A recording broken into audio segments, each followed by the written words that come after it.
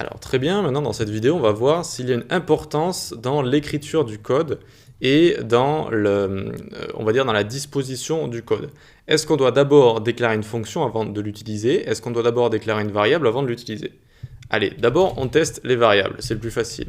On va mettre let nb est égal 10. En dessous, je vais le loguer. Alors, s'il veut bien, log nb. Et on voit bien que ça fonctionne, j'ai mon 10 ici, et puis j'ai ensuite le résultat de cette fonction qui a été appelée en dessous. On va y revenir. Donc ça fonctionne ici. Mais qu'est-ce qui se passe si j'utilise la méthode console.log au-dessus comme ça? Tac. Hop, on a une erreur. Cette erreur, cannot access nb before initialization. D'accord? Donc on ne peut pas accéder à cette variable avant de l'avoir initialisée. C'est ça que ça veut dire. Et c'est logique au final.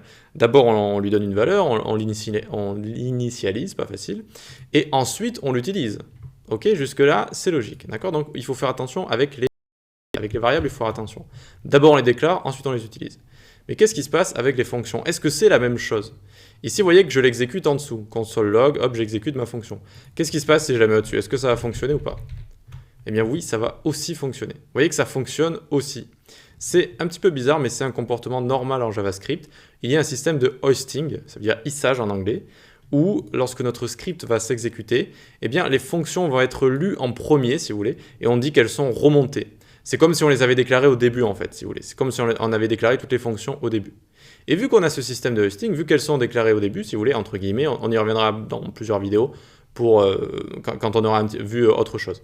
Et donc, vu qu'elles sont, entre guillemets, toutes déclarées au-dessus, c'est bon, on peut les utiliser où on veut ensuite dans nos scripts. Voilà. Donc, c'est ça l'importance du code en JS. On fait attention aux variables, mais on peut ne pas faire attention aux fonctions. Même si pour la logique humaine, il vaut mieux quand même avoir les fonctions qui sont déclarées vers le haut de nos scripts en général et éviter de les avoir déclarées un petit peu au hasard, tout en bas, etc. juste parce qu'il y a ce système de hoisting qui est en place. Ok pour ça? On fait attention aux variables et les fonctions, c'est bon, il y a le système de hoisting. Allez, on passe à la suite.